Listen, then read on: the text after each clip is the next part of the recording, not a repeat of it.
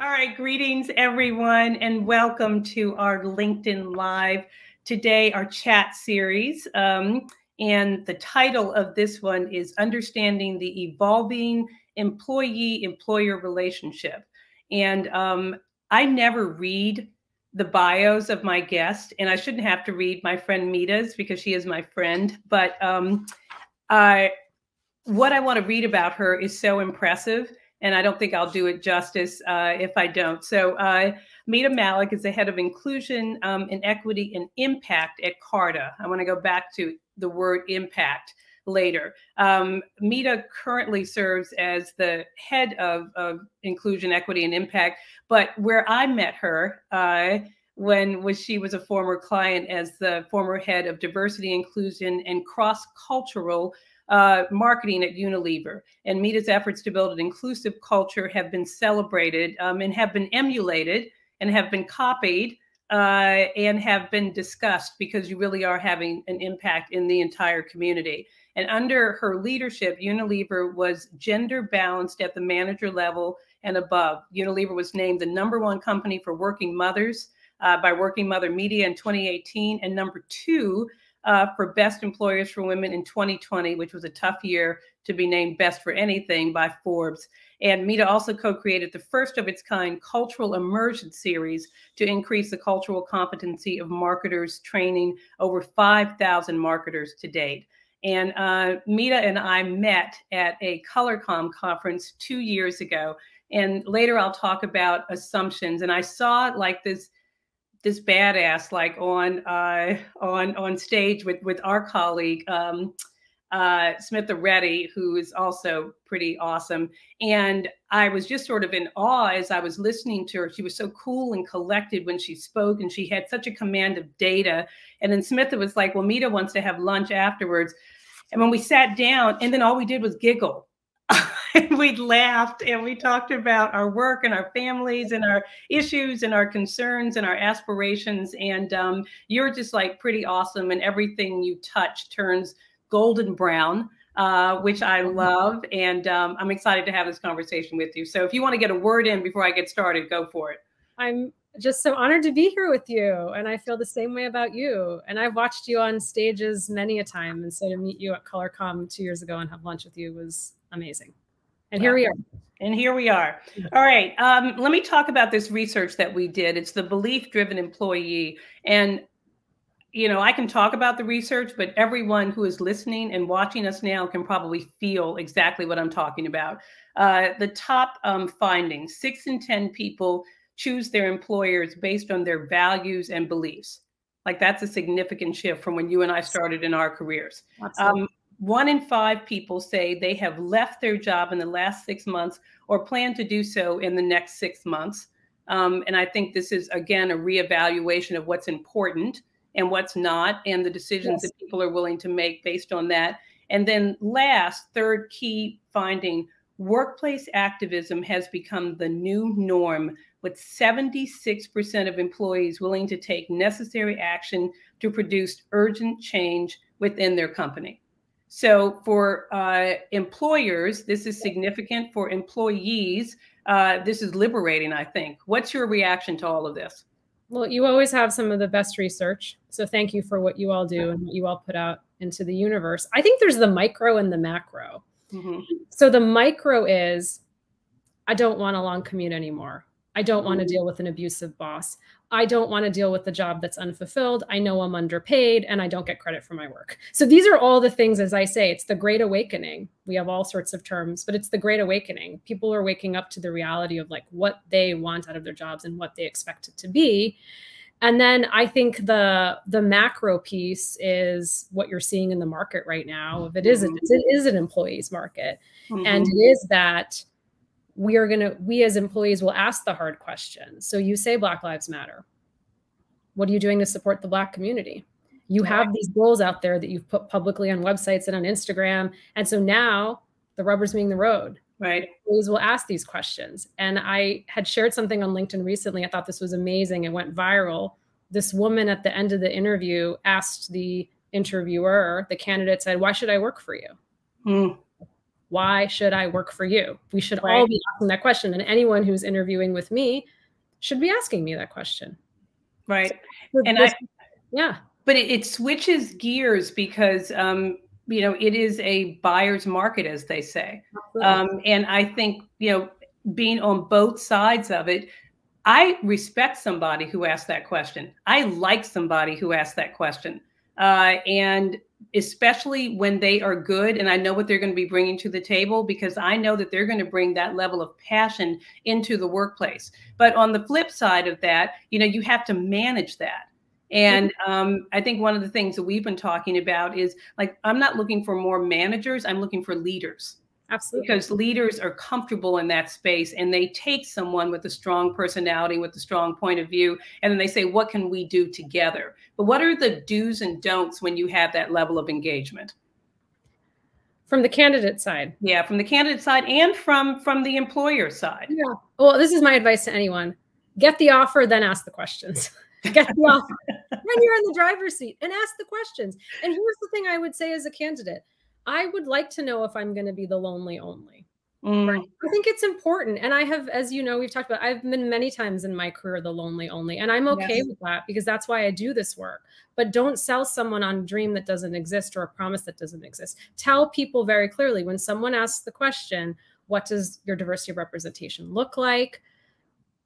How, you know, what does your leadership look like? What does your board look like? I can Google all of these things, but I will be honest to say we are early in our journey, or here is the progress we've made. And I think people just want the transparency and honesty. Yes. To be sold a promise that you can't deliver. So that's really what I think is important. And I think when you're honest and upfront, then you're like, oh, I want to work for Lisa. Yeah. She's told me exactly the truth of where they are. And now I'm like, oh, now I feel like we've built trust already from this. And maybe I'm inviting you to go on that journey with me. Absolutely. Maybe I'm inviting you to, you know, I'm not where we want to be, or I'd like to get further along, but you can be a part of that.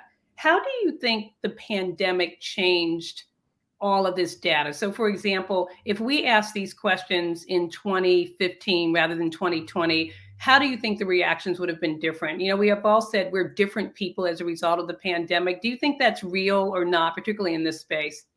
I think it's really real because I think no one knows behind the beautiful curated Instagram photos of the best banana bread you ever baked and the drive-by birthday parties. No one knows what kind of pain that's going on behind the screen and the curated vision I might present. And there's been a lot of grief. I've been pretty open to say I lost 3 family members in the pandemic in India. We've all lost people that we love, and we've all grieved the loss of relationships and communities. And so how could this not have all happened? Of course it was bound to happen, that it would change everything that we value, especially work. We spend so much time at work, whether it's now sitting here on screen or it's back in person or a hybrid. And so of course these things were all going to be questioned. I've often said, probably even on this show and in this format, that if I could get past the loss of life and livelihood, I think there have been so many highlights and so many silver linings of COVID. And I think it's not just COVID, but it's the murder of George Floyd. It's the recognition of racial reckoning, of injustice, and people just really feeling like I have a voice and I need to express myself and I need to drive change and I need to be a part of that change. And I think it's a really compelling shift in the workplace, but it is not without its challenges, because then what do you do if you all believe that change is in order, but you don't agree on what the change should be? How do you navigate those things? Yeah. I think many people are asking right now, if not now, when? Right. I think many of us are waking up every day thinking, I always say to myself, what are you waiting for?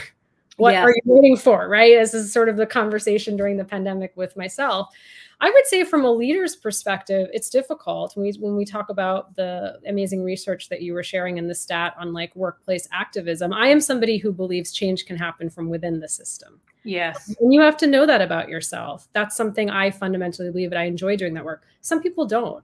And some people want to dismantle the system or dismantle the ecosystem or rebuild it. And so then that's probably not, the organization might not be the place that you do that, right? And so I always say, I always show up as the advocate at work and not the activist. Yes. And so I show up as the activist on the weekends when I am doing things in my community. But at work, I find in order to move people and meet them where they are in their journey, I need to show up as an advocate. Now, that's just my view, and that's just how I do this work.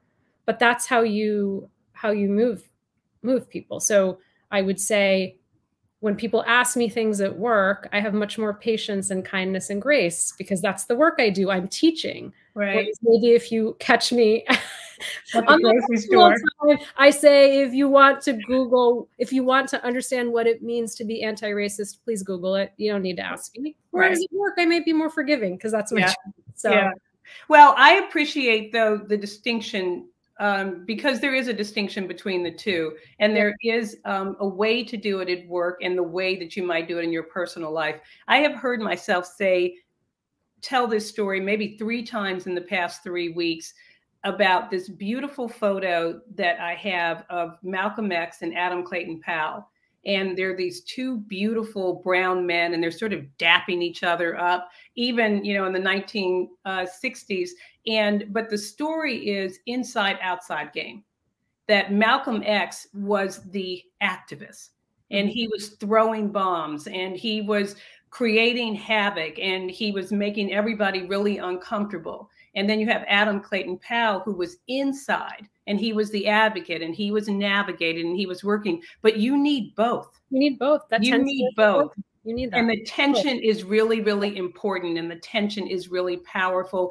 But how do you create leaders? So, because we talked about this is a real change in the workplace, but how do you create leaders that are comfortable with this? Like, you are comfortable with conflict. You are comfortable with chaos. You are comfortable with people challenging, but not all leaders are. What advice or counsel do you give to people who really want to hear and listen, but they're like, but I'm also just trying to get the work done?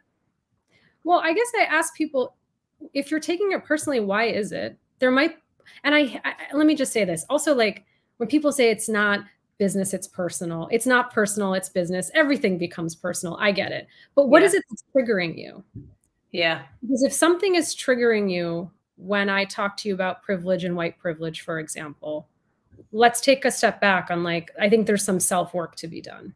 Because generally when it's triggering and we don't want to hear things that we disagree with or we don't like, we have to ask ourselves, it really starts with us. Right. So I think part of what is happening too with the racial reckoning for leaders is we have been trained as leaders. I've been trained to live in a world that doesn't shut up. So we're always trying to talk and talk and talk. Many of us are type A, we're problem solvers. And in a lot of these conversations, your job is to listen. If you're showing an ally, your job is not to problem solve. So oftentimes, like, if I come to you to share with you a racist experience I've had, and I trust you in that relationship, your job as a leader is not to be an investigative journalist, is not to create a false equivalency of a time that happened to you. Right. It is not to say, oh, I know Mita, she would never do that to you. I think you misinterpreted it. Yeah. And it's also, you're not going to solve any problems for me. Otherwise, we would have solved this centuries ago. And so there's a level of just total non-closure and uncomfortability. So you as a leader will say, thank you for sharing your truth and thank you for trusting me. What can I do to support you? But there's nothing you can solve. And so many people don't want to enter these conversations because we've been trained to problem solve. And so that's been something I try to coach leaders on. Every time I talk to you, I learn something. Like, literally every time I talk to you, because I am a problem solver. And I think leaders often feel like somebody comes into your office or they come into your Zoom call and you are prepared to, like, you're listening, not even to listen, you're listening so you can come up with the answer. For the answer. You know, you're just like, hurry up so I can give you the answer. But what this has forced us to do is to really lean into the power, into the gravitas and the materialism of listening and being comfortable and saying, I don't have an answer right now. I don't know. And I can't tell you, but I will work with you on a solution. Yeah. And I didn't expect you to have an answer when I showed up. What did I expect you to do if I was sharing with you a racist experience I had at work or outside of work? Yes. I wanted an ally. I wanted to share. I wanted support. Right. I wanted someone to believe me. Yes. Yes. And to see me. Believe me, see me. Please believe people when they share things with you. Yes. Yes. And don't try to compromise or make their situation better by talking about yours. I've seen a lot of times there's an effort to sort of ally with someone, and so you can say, yes, that happened to me, and it's like, no, that did not happen to you. It could not happen to you the way it happened to me, because you and I are very different people. Exactly. But it's the false equivalency, and yes. It's also this uncomfortability in sitting in silence. Yes. Because it's silence. We don't know what to do with silence. Right. And so let the silence be there, and be there for the person, and let them know that you're there listening, whether nonverbal or verbal cues. Yeah. And this takes us back, because we're talking about the research and the value of the research, but what I hate the word employers and employees. For me, these are my colleagues. And I sort of, I'm not a hierarchical person. And so I look at it from colleagues. And so when I'm listening to what my colleagues have to say, but I have to train myself to not say, they're not coming to me for a solution. They just want me to hear them at this point. And later on, maybe they want me to have a solve. Something you and I talked about when we had lunch were our families, and the importance of, I always say that work is incredibly important to me. I don't think I've ever been happier in a job than I am right now. And I've been fortunate to have had some wonderful careers, but it is not my life. It is not my life. And I think one of the things that we often talk about is work-life balance, but you and I hit on something that we both believe in, and that's work-life integration. Will you talk about that? Yeah, I just feel, especially with these last 18 months, I am not going to have it all on any day, but I will say at the end of my life that I did it all. And that's what I want to say, that I want to say that I was an amazing mother, wife, leader, partner, friend, daughter, sister, all of those things. But this idea of these checks and balances that we keep, especially I think when I was traveling, a week from my kids, I'm in London for work, coming back, what am I going to do to make it up to them that week? Like, that sort of, and so that rhythm and cadence for me has been gone. And so just really focusing on the day-to-day of what am I doing to make impact at work and raise kind human beings. Like, that's sort of the balance of what I think about on a day-to-day. So when you think about, I subscribe to that, and I believe in that. And I think I've shared with you an experience that I had early in my career when my children were both small. And a colleague handed me a calendar as a holiday gift. And I was like, oh, random, thank you. And she said, no, there's meaning behind it. She said, I've noticed that you have a work calendar and you have a family calendar.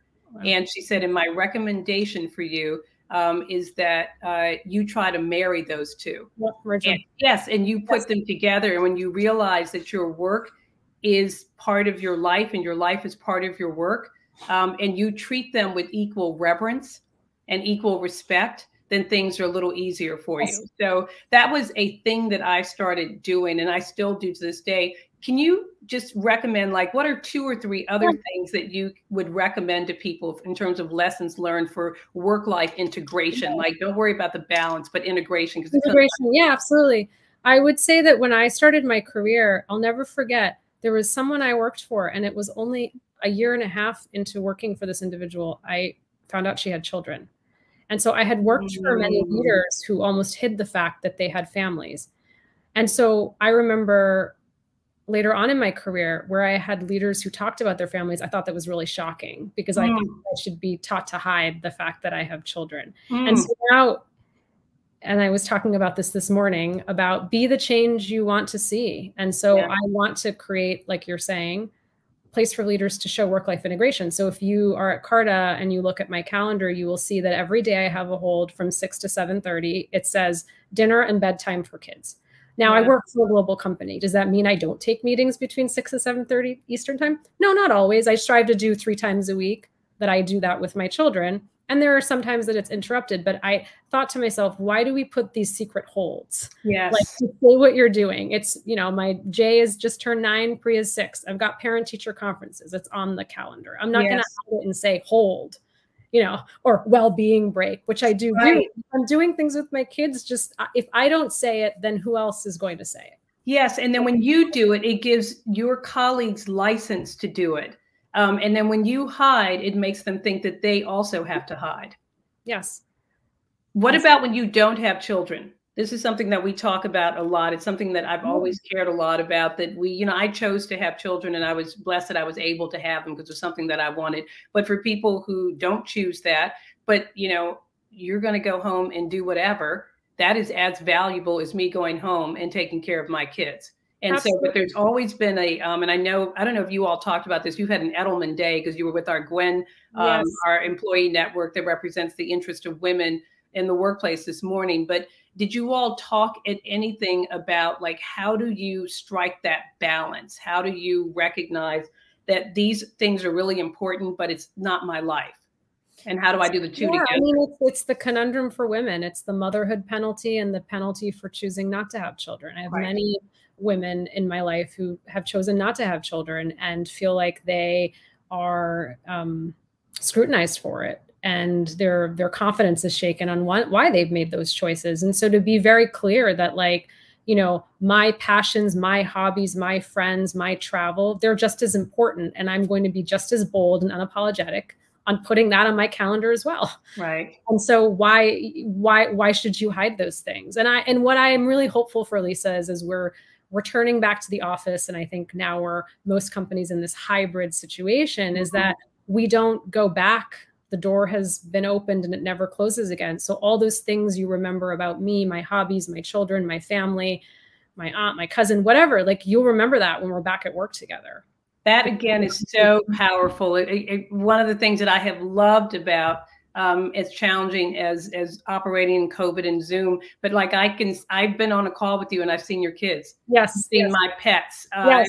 I can see what I'm like, oh, that's really interesting artwork that you have. But we have gotten to know each other with a level of intimacy that we perhaps didn't have. And I think it's a challenge for all of us to kind of almost commit to ourselves and say, when we go back into our offices, that we will remain connected with each other in this very personal way. And not only does it feel good, as we go back to the research, it's necessary. It is what our colleagues are demanding and saying, look, you have to see all of me in order to have me work in your workplace. And in order for me to bring my gift to the workplace, you have to accept and to see all of me. Yes, absolutely. And I have to be ready to show all of me, which I have. Yes. So accept it. Yeah. So talk about, so that's real. Yes. Because sometimes we don't want to show. Sometimes I'm willing to see, but you're not willing to show. So how do we create workplaces where people are willing to bring their full self into the room? I haven't talked to you since I had this experience, but I was with our Inclusivo group, and a young man told this, for me, heartbreaking story that since he's been home, his mother overheard him on a call, and after he got off, she was like, who was that?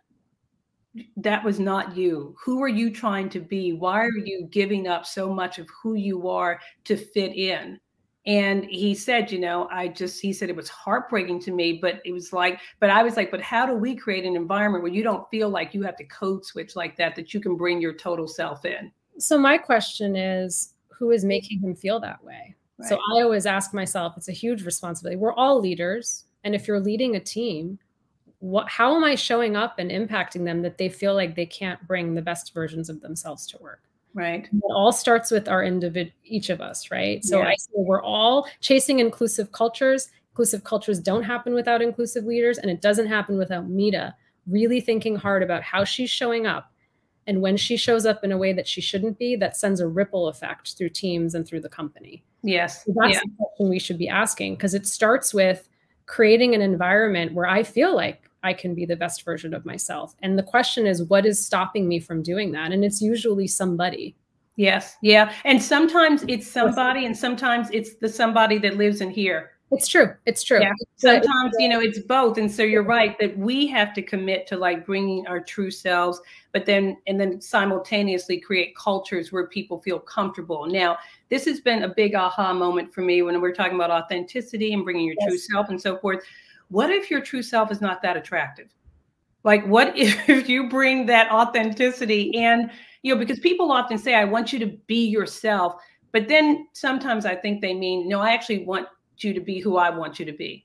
So I might have a point of view politically that you don't like. So do I keep that to myself? But that's my true self. I might have voted for Donald Trump, Yes. So can I bring that to the workplace? Can I talk about that? I might be incredibly critical of Joe Biden right now. Can I bring that? Because if you want me to bring my true self, what if you don't like what I'm saying?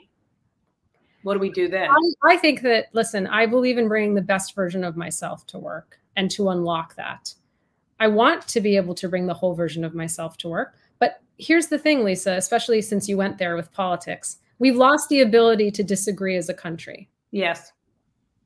I have family members who support President Biden. I have family members who support President Trump, and I still love them.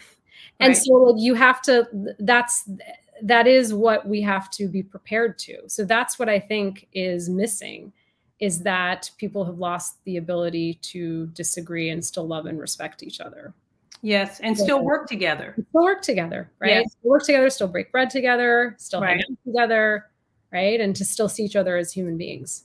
That's the thing that I honestly worry so much about. And I call bullshit on it sometimes when we talk about like bring your authentic self. And it's like, but remember, my authentic self might absolutely disagree with every single thing that your authentic self thinks. And then can we still work together, and can we still respect each other, even if we're not in agreement? Even if we're not in agreement. I told you I was going to ask about this because I'm intrigued by it. So we've been seeing, thank goodness, a significant increase in the number of diversity, equity, and inclusion roles in companies across the globe. From companies who had the role, but it wasn't sourced.